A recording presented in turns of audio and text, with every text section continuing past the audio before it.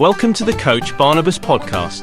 It's time to take a few minutes and leave behind the stuff that drains us and recharge our batteries with some encouragement and insight.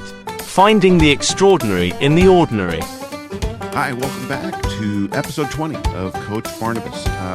I'm going to try and get right to this and keep it short. I punished y'all with episode 19, which was about a half an hour long, so I'll try to keep this one a lot shorter. I'm going to jump right in and share a story that is not one of my better moments in life, let's just say, but it is funny. It does kind of serve to illustrate my point for this episode. It was during the time I had moved from California, lived in Rhode Island, to be closer to my then girlfriend, because we were still dating at the time, and we were going away for a day trip to New York City with some very dear friends of ours. And this was like in mid to late June. So I'd come to understand the weather patterns here in the Northeast that are very different from in California, because June in California, you're not going to see a rain cloud for months. Okay. And during those summer months, it doesn't rain a bit. Here, that's just like when it rains more. So I had to kind of adjust that you're going to both be warm and probably wet at some point during the course of any given day in the summer. So I had nothing to prepare me for both not burning up, but yet staying dry. So I went to a retail location that has like a bullseye for a logo. That's all I'm going to say. And it rhymes with schmarget. And I went there to find the perfect covering that would not make me too warm, but keep me dry in the event of a summer rain cloud.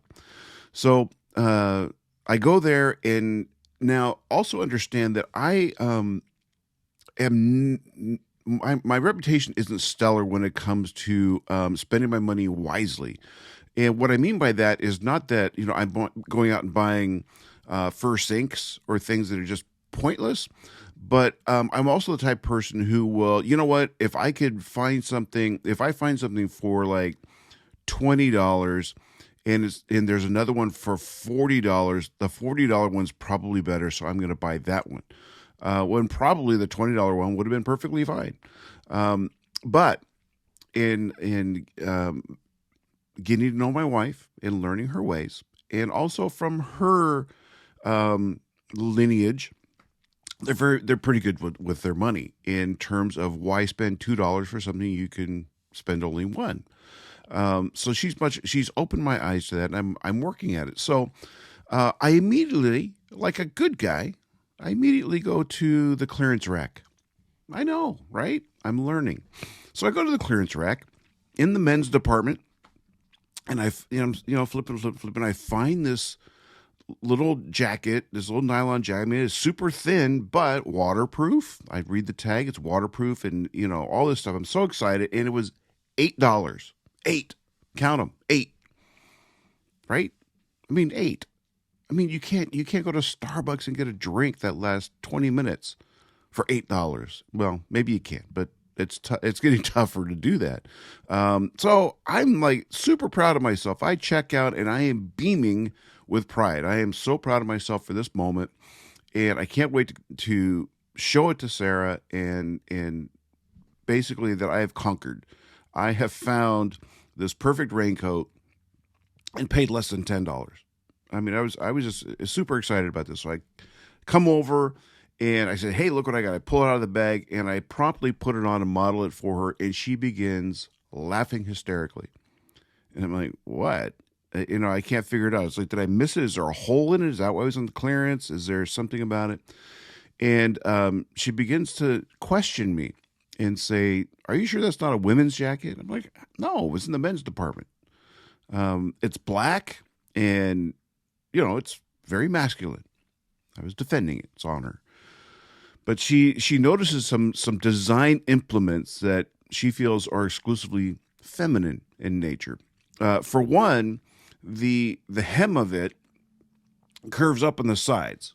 So, and I don't know what makes that feminine, but okay, whatever. I didn't think that was such a grotesquely thing that would insult my masculinity, but it kind of tapered up on the side, so it wasn't just like straight around the whole edge of the bottom edge of the jacket. So it curved up on the side, big deal.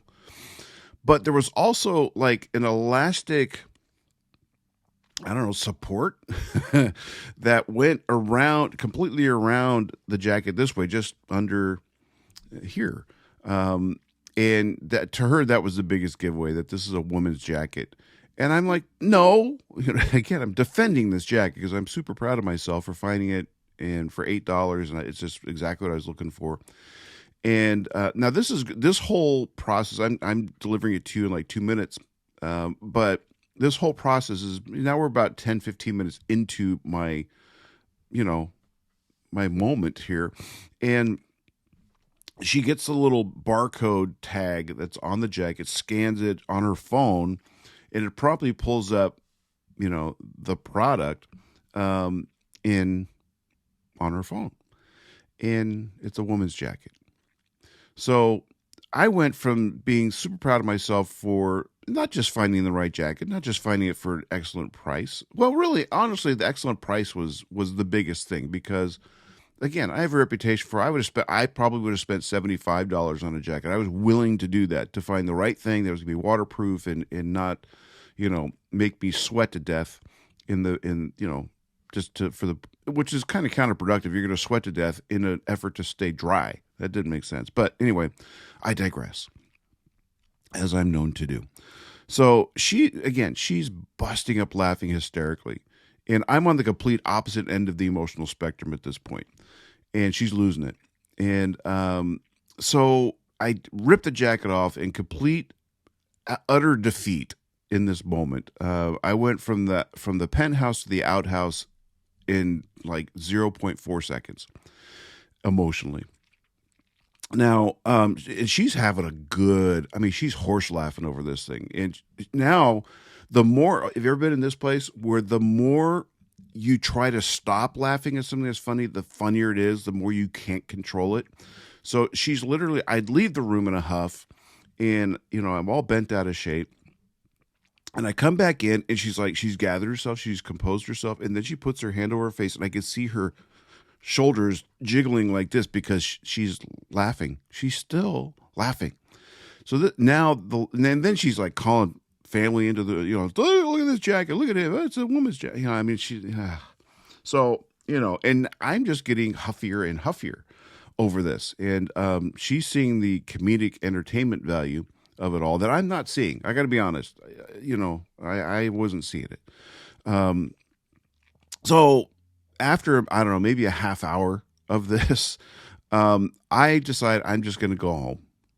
And so I get in my car and I'm like, I'll get over it, whatever, but I'm just going to go home. So I get in my car and it's about maybe a 10-minute drive to my house. And halfway into my drive home, my phone rings. And I answer it, and there she's like, I'm so sorry.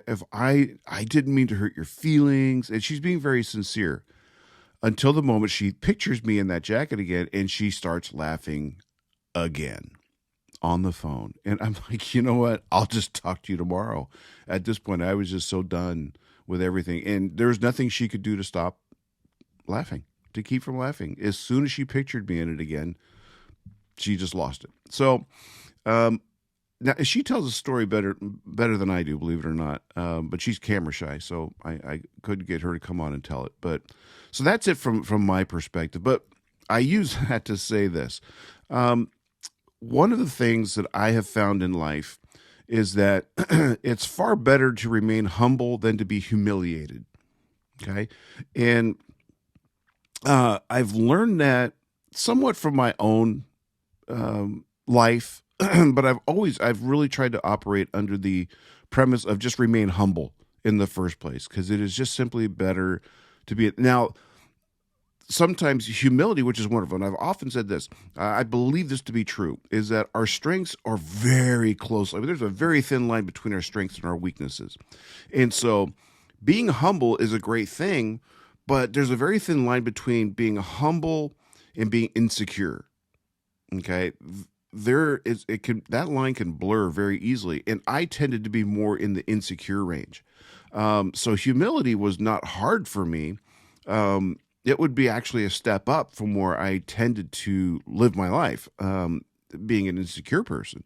And I think going back to that story of the jacket, I think some of my insecurity was really why I was bent out of shape over that whole scenario. Because, frankly, I'm trying to impress her. This is the woman I've moved across country to be near, to date, in the hopes, the expectation of one day marrying her. And so to be the clown in that situation, which I thought was actually going to be a crowning achievement, to go from the crown to the clown so quickly, was devastating to me. But again, that was more my insecurity, not even, anyway. So that's been just a theme for me. And so to get to the place of humility would be an upgrade from being insecure. So that was something that I think I've since found that in episode 19, I talked about finding balance, and it's the same thing applies here with finding balance. You don't want to dip into so much humility that you become insecure. Okay. But, it's like we all have gifts, we all have talents, and we all have things we're not strong at. And that's okay. Okay. Nobody is strong at everything. We all have weaknesses, we all have vulnerabilities. Okay. And so that's just part of being human. That doesn't make one inferior. And somebody who has strengths where you are weak doesn't make them superior. Maybe it makes them better at that one thing, but so what? So you have strengths in areas where I don't. For instance, I mentioned my wife is camera shy. Public speaking is like the scariest thing in the world to her. Where for me, I'm over that. And I've mentioned in earlier episodes, if you've listened or if you want to go back, where I talk about, I have vitiligo. And so I've had it all my life ever since excuse me, I apologize. Not very professional, but I don't have a ready mute button here. So, and I'm not going to edit it. I'm not that stuck up, but anyway, I grew up with vitiligo. I had it all my life. It started right about the time I entered kindergarten, which is like a horrible time to have some sort of condition that visually makes you different than everybody else. So I think a lot of my insecurity stemmed from that because I was teased a lot as a child over something I had no control over. And yet, I'll be honest, I would tease other people for things, in them that made them different. Maybe it was in their appearance or the way they spoke or any number of things. So, it's just a bad time. But, so many insecurities are rooted in events from our childhood. And certainly that was the case for me. And as I grew up, I overcame them to a certain extent. So my point is like if you're watching this on the YouTube, to be in front of you and waving my hands around, is something I've had to overcome because normally, in any situation, my hands are buried in my pockets, because I didn't want to draw attention to them. So to get into public speaking as I've done throughout my adult life, was something I had to get over because whether I wanted to or not, and again, I'm introverted too. So being up in front of people, I have to kind of overcome those things. But that's kind of the beauty of it all is overcoming your natural insecurities, your maybe I want to say the word limitations, but I'm not sure that's the best word because I think a lot of our limitations are self-imposed. We see them as limitations, but God sees them as this makes you even more qualified to do what you're doing. And so he uses those things. So superficial qualities don't disqualify you from doing extraordinary things or being extraordinary in something. And, so I think that's something I just want to encourage you with that. But the key is to remember where our gifts come from. Now, we may hone them, we may develop them, we may practice them. We may put a lot of work into, if you're a cook or a baker or something like that, or you have any kind of creative outlet that you do, you're going to work at it. It's not like you roll out of bed and suddenly you're painting Rembrandts. Okay, that's not what Rembrandt did. I mean, even though he was in fact Rembrandt, he had to develop and hone his skill. So that's natural. So you have gifts, you have abilities, and some are seen by masses, and some are just seen by those you share them with on a small scale. But maybe your gifts need to be seen by more people. I don't know. That's for you to decide. That's for you to come to that conclusion on your own in your time with God. But all of this I'm saying is uh, a quality I respect in people probably the most is humility. Okay. And there are people with extraordinary gifts and talents. Um, and some things are not things they worked at, whether it's appearance. Some people are just, more pleasing to look at than others, which is why I applaud those of you who have made probably the wise choice to listen to these podcasts on Spotify or Apple or iHeartRadio or anything like that, where it's an audio only format. For those of you who enjoy punishing yourself, you're watching on the YouTube. But yeah, I'm kidding. But at this, my point is that humility is a very important quality to have, because God is not afraid to knock you down a peg when you're getting a little full of yourself. And for those of you who are older than 40 years old, you may recall the televangelist purge of the 80s, where a lot of quote unquote famous, but they were famous, but maybe more infamous in their positions, famous in maybe the Christian world, but infamous in the secular world, for their histrionics and their shtick on television. And many of them had some moral failings along the way because they started getting a bit full of themselves. And temptation came, and they gave in to temptations in different ways, whether it was money or infidelity or any number of things. They would, in this love of attention, and many of them have insecurities. Many of them tried to feed their insecurities with things that were not healthy for them, that were hypocritical in the things that they were teaching. And they had a private life that was completely secret and completely contrary to what they were publicly, their public persona. And eventually, as the Bible says, your sins will find you out. And that happened, and there came a reckoning, and their lives, careers, families were all destroyed. And so, it's a shame, but all that to say is that God's not afraid of damaging our reputation in order to keep us humble. Okay, and to to get back to the place to where we rely on Him and we are true to Him. And that's why I say it is better to remain humble than to be humiliated, because being humiliated is not beyond God to allow into our lives in order to get to that place where we're brought down to where we belong, and that is smaller than God in life, in the lives of other people. And so we live in a society that glorifies fame. Some people are famous for no reason at all other than they're just famous. They're born into a family or born into wealth of some kind, and they're known from literally before they were born. Oh, so-and-so's pregnant, and we follow their lives like the Truman Show throughout their entire existence. And they grow into fame for really having done nothing of any value. Now, some people, I'm not to say that people don't have value. They do. But I'm just saying they're not bettering the world in some way. They won some sort of DNA lottery, were born into a particular family, born into a particular situation, and ta-da, they have all this, they have 8 bazillion followers and all this stuff on social media and whatever else.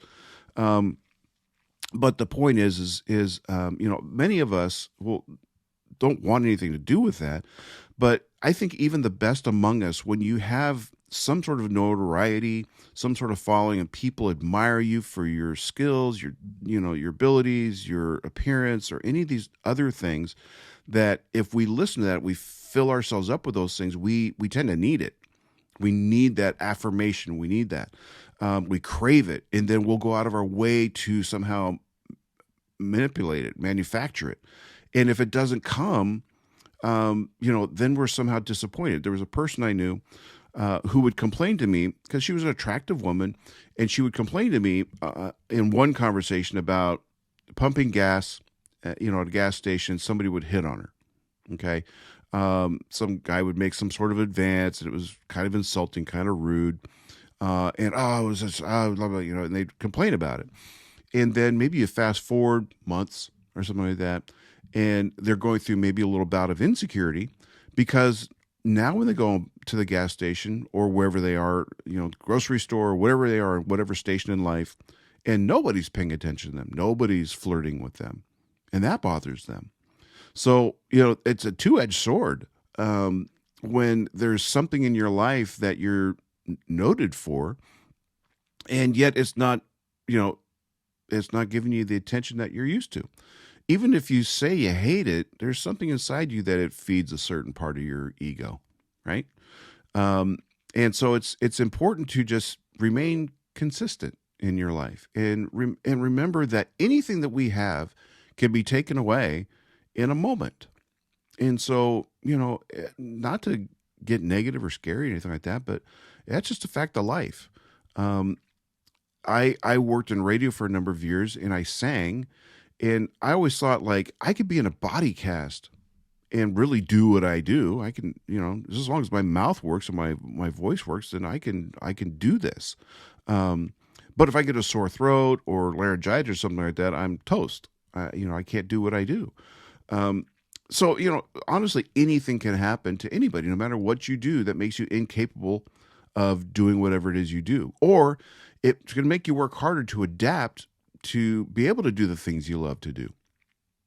And that happens a lot too. You'll see somebody who, does some sort of art, let's say, and, something happens in their lives and they lose let's just say they lose the use of one arm. Or they, somehow something comes up where it attacks something that is, like fundamental in their craft, and they find a way to work around it and still be able to do what it is they love to do, what it is they're so great at, despite, the infirmity that has interfered with their life. And so I hope that, I'm one of those people that anything that comes my way, it's not going to defeat me. It's not going to keep me from doing what I'm designed to do, what I've been called to do, what I'm wired to do, what brings life to me and to others.